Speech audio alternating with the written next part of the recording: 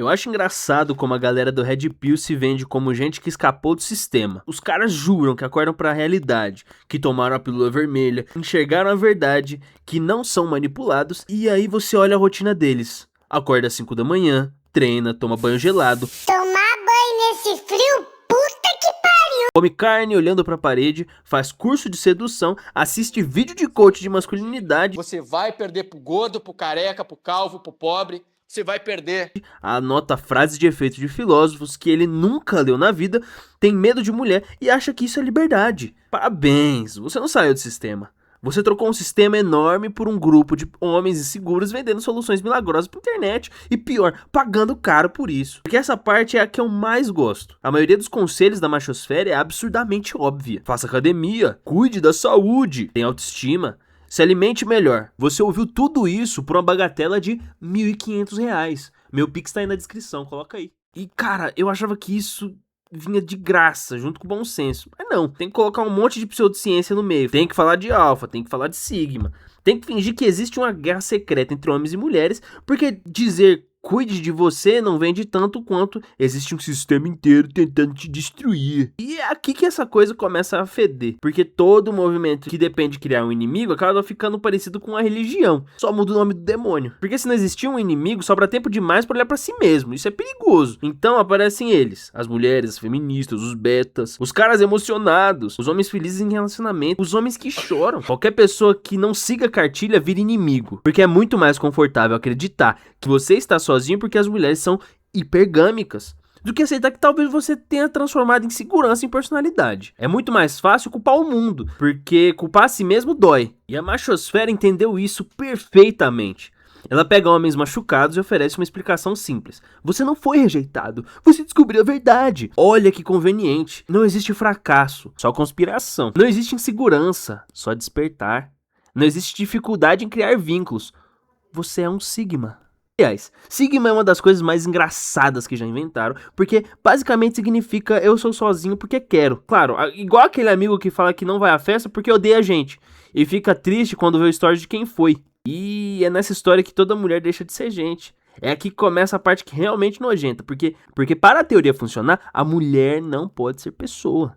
Ela precisa ser categoria, hipergâmica, valor de mercado, nota, espécie, NPC.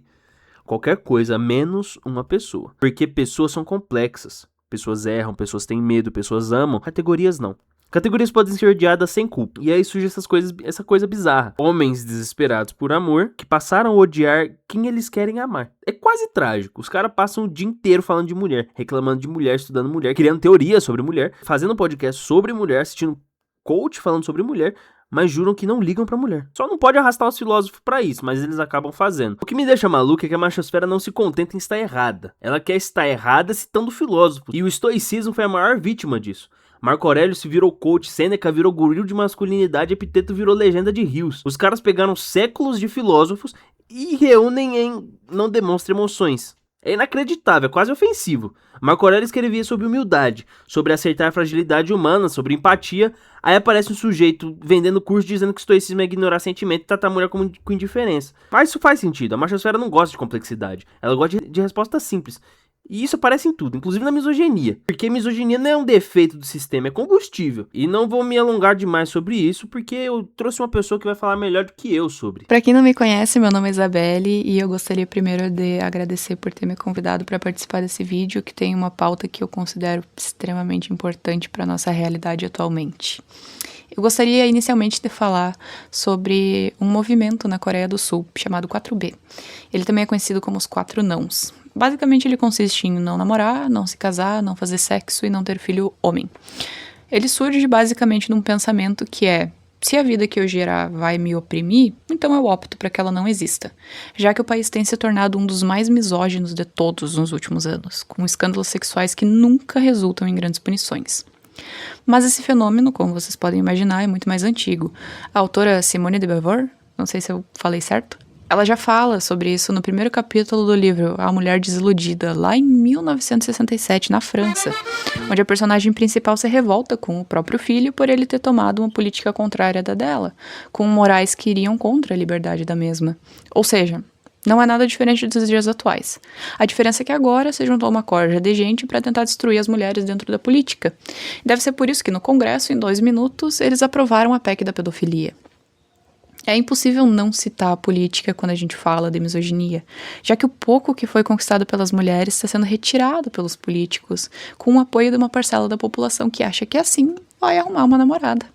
Seja você um beta ou um alfa, o que uma mulher sempre vai esperar é que, no mínimo, você respeite a existência dela e das irmãs dela. Você sequer precisa do discurso de se fosse com a sua mãe ou se fosse com a sua irmã. É sério que você não consegue ver um ser humano com respeito se ele não for alguém que você considere digno de tal? Olha só.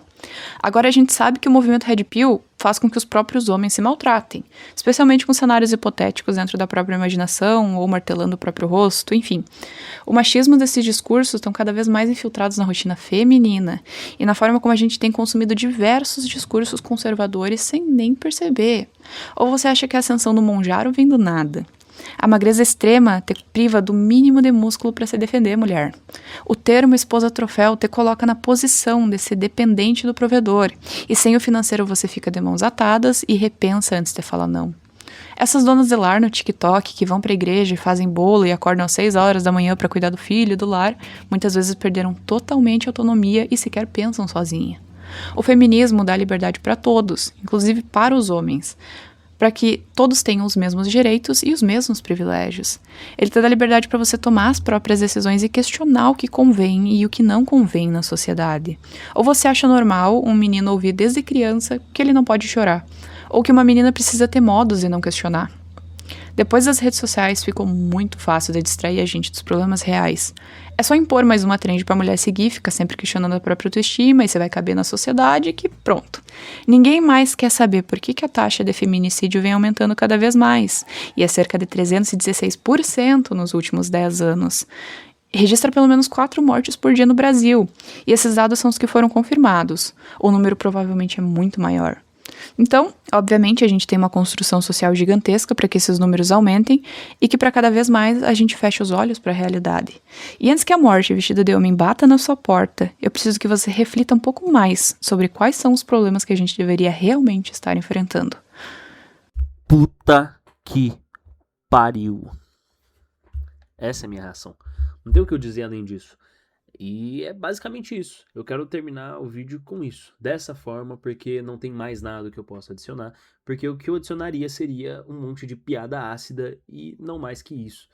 O pior é que ela soltou a pedrada e simplesmente foi embora. Não falou nem se despediu. E é por isso mesmo que eu tô colocando o canal dela aqui na descrição. Porque ela precisa ser vista assim como eu quero ser visto. E basicamente é isso.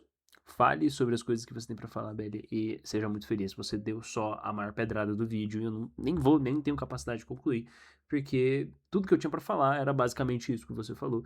E é isso. Muito obrigado.